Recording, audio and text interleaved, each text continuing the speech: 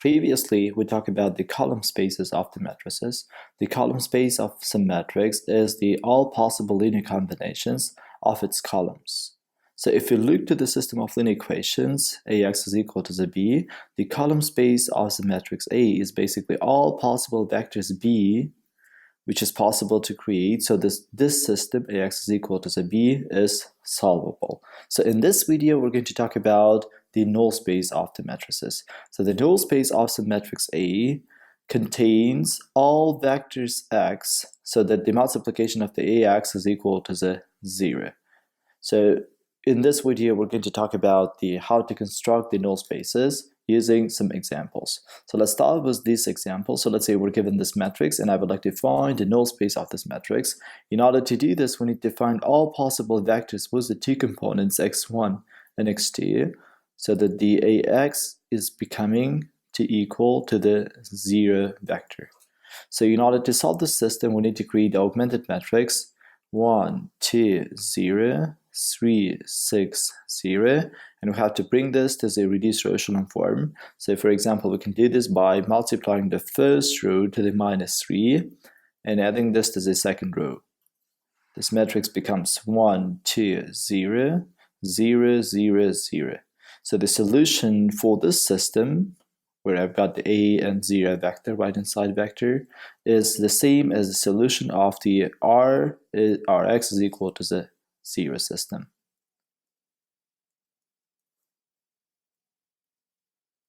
And we actually do this Gauss-Jordan elimination because solving the Rx is equal to the 0 system is easier for us. So please note that when we are solving the homogeneous system of linear equations, Ax is equal to 0, we actually do not need to put the last column in order to create the augmented matrix. We could just find the reduced row echelon form of this matrix itself, since the last column will not change no matter what kind of elementary operations we're doing over the augmented matrix.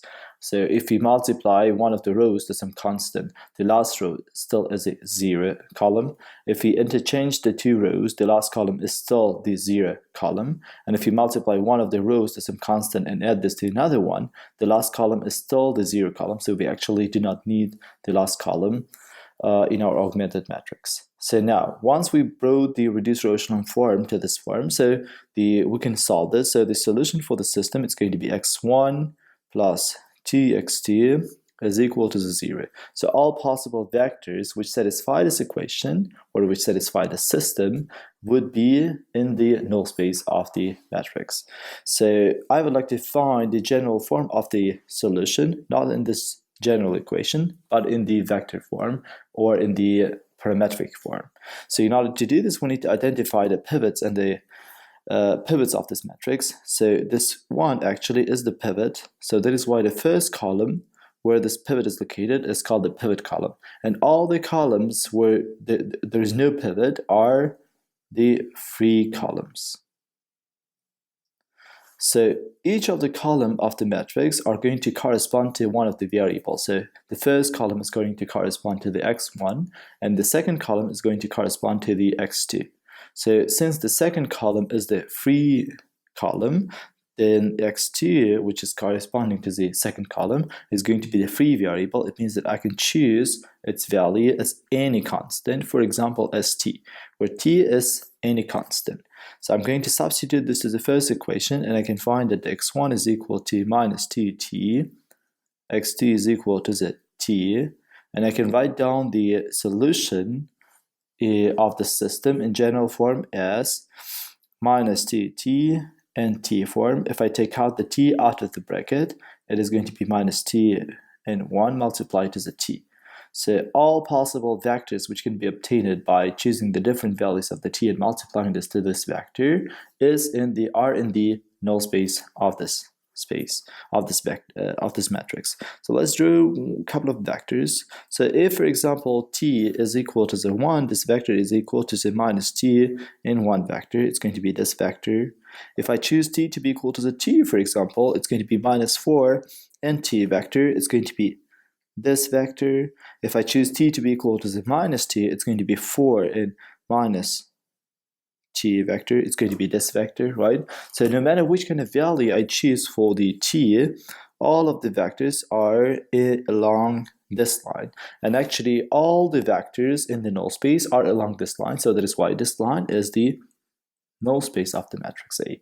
So it is important for us at the same time to understand what is the difference between the null space and the column space. So if you remember, so the column space of the matrix is all possible linear combinations of these two columns. So if I draw the columns, so the 1, 3 vector is going to be roughly here, and T6 vector is going to be just twice longer than this vector. And all possible linear combinations of these two vectors are again going to be along one line. So this is this line. So this is going to be the column space of this matrix. So we can write down the null space of the matrix as a combination, as a linear combination of this vector, which is called the spatial solution. And in general case, we're going to write down the null space of any matrix as the span of its spatial solutions.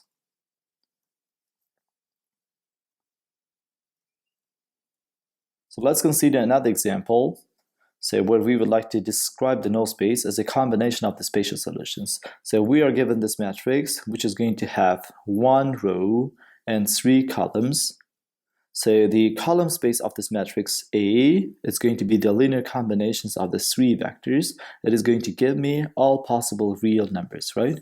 So the column space of the A is when I multiply 1 to some constant, t to another constant, and 3 to another constant for all t1, t2, t3 from the real numbers. And all possible linear combinations is going to give me again a constant. And actually I can find any constant by just combining these 3 numbers, or at least one of them. So now we need to discuss how to find the null space of this matrix. So actually the null space of this matrix is going to contain 3-dimensional vectors. So basically the vectors with the 3 components. So in order to find them, I need to solve this equation. Ax is equal to the 0. In order to solve this, we need to bring this matrix A to the reduced row echelon form. Rx is equal to the 0. And actually this matrix A is already in the reduced row echelon form, because I've got this pivot, the first non-zero element of the row, and all the elements below and above of this pivot are equal to the 0. So all the conditions are fulfilled. So this matrix A is already in the reduced row echelon form.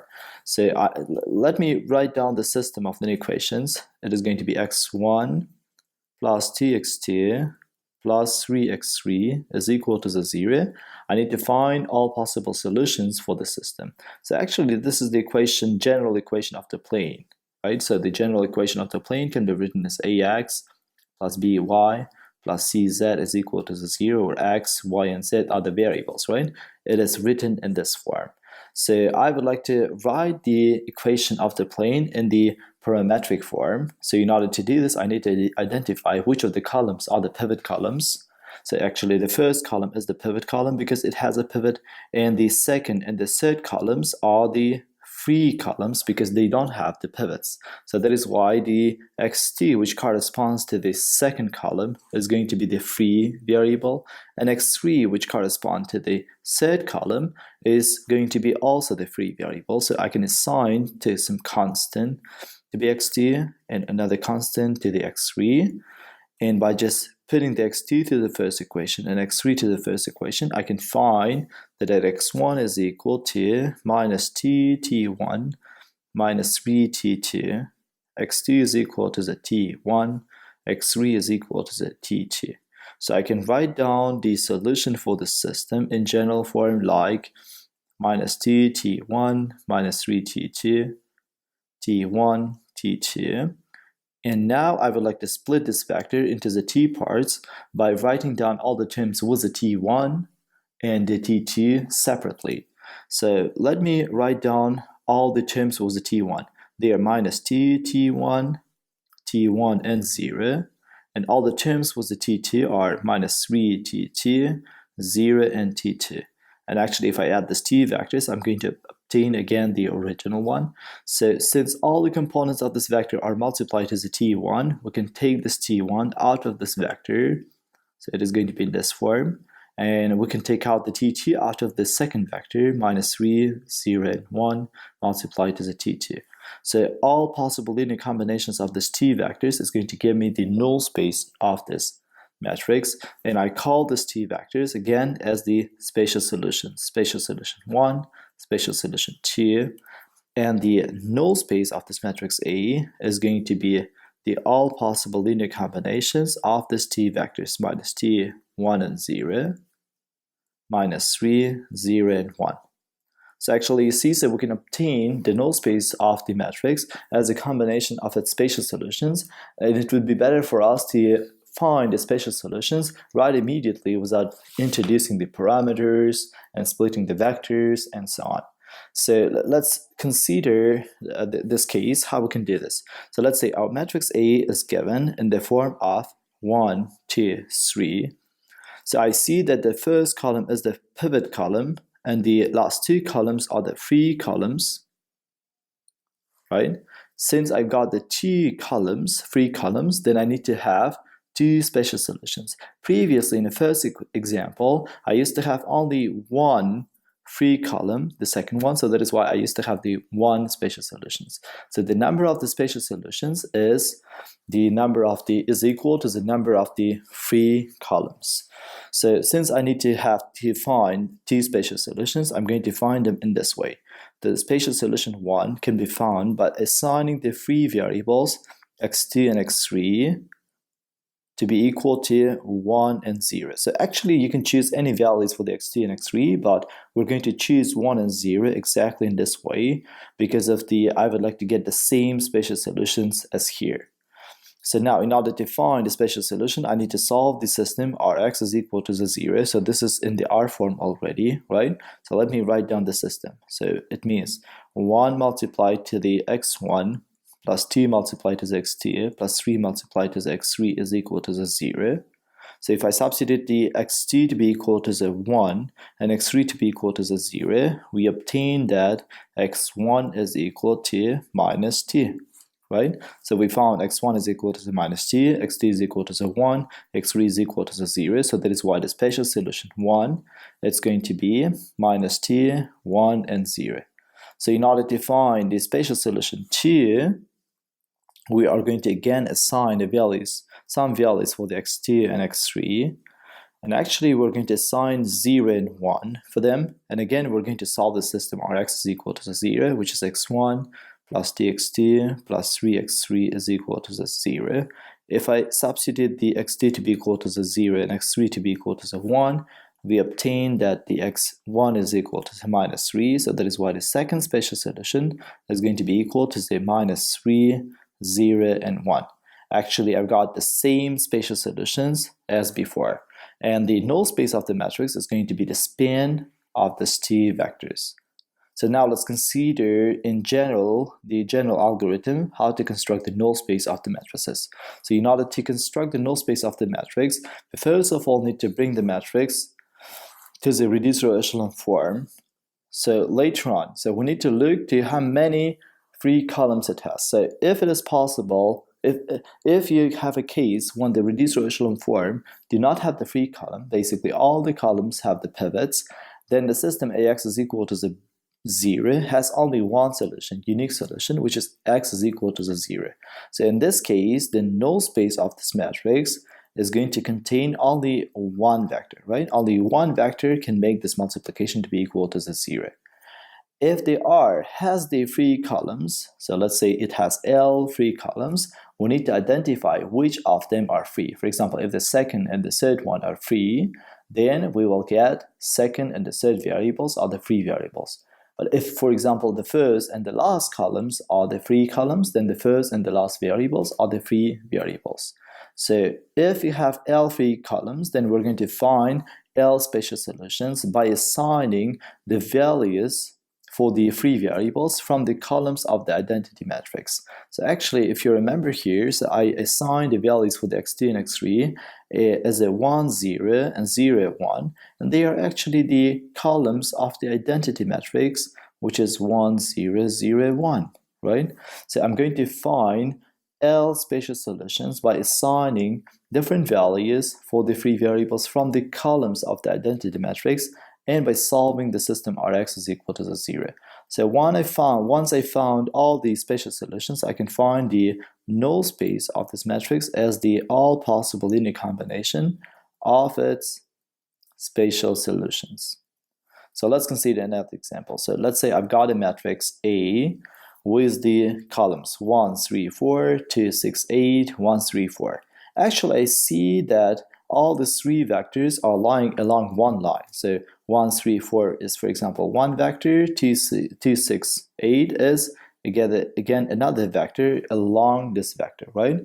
And actually the column space is going to be all vectors along this line, and I can explain the column space of the A as the span of only one column, 1, 3, 4, or all linear combinations of this vector is going to give me the column space of the matrix.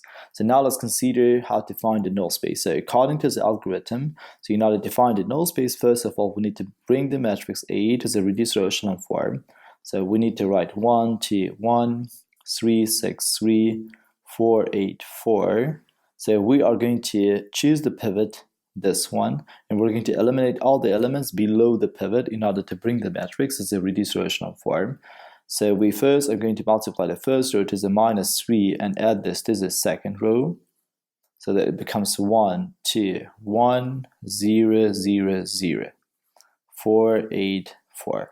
So now we need to eliminate this 4. In order to do this, we're going to multiply the first row to the -4 and add this to the third row. In this case, our matrix becomes 1, 2, 1, 0, 0, 0, 0, 0, 0. Actually, this matrix has only one pivot column. So this one is the pivot column. And the last two columns, the second column and the third column, are the free columns. So since it has the free columns and it has the two free columns, it is going to have the infinite Lemany solutions in the null space, right? And it is going to have the two spatial solutions. So in the second step, we're going to find the two spatial solutions. So S1 is found by assigning the free variables. In the second step, we need to find the free variables. So since the second row and the third row are the free columns, so that is why the second and the third variables are going to be the free variables. In the third step, we're going to find the spatial solution 1 by assigning the values for the x2 and x3 from the columns of the identity matrix, which is going to be L by L. In our case, it's going to be 2 by 2.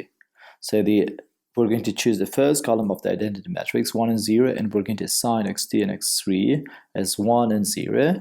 And then we have to solve the system Rx is equal to the 0, which is x1 plus 2x2 plus x1 is equal, x3 is equal to the 0. If you assign x2 to be equal to the 1 and x3 to be equal to the 0, we can find that x1 is equal to the -2. So that is why the spatial solution in the first case can be written as -2, 1, and 0. Now we need to find the second spatial solution. In order to do this, we're going to assign the values for the x2 and x3 from the second column of this matrix, which is 0 and 1. So we assign here 0 and 1, and again we have to solve the system. x1 plus 2x2 plus x3 is equal to the 0. If the x2 is equal to the 0 and x3 is equal to the 1, we can obtain that the x1 is equal to the -1. So that is why the second spatial solution is going to be equal to -1, 0, and 1. And the null space of this matrix can be written as the span of these two spatial solutions, -2, 1, 0, -1, 0, and 1. So please note that the column space of this matrix is one line, right, along this vector 1, 3, and 4. And you can know, you can know about the dimensionality of the column space depending on how many pivot columns you have. Since we have the one pivot columns, and then the column space is going to have the linear combination of one vector. So since you have the two free columns, it is going to tell you how many vectors you will have in the null space. So the null space is going to be the linear combinations of these two vectors, and actually they are making me a plane. So the all possible linear combinations of these two vectors is going to be a plane in R3.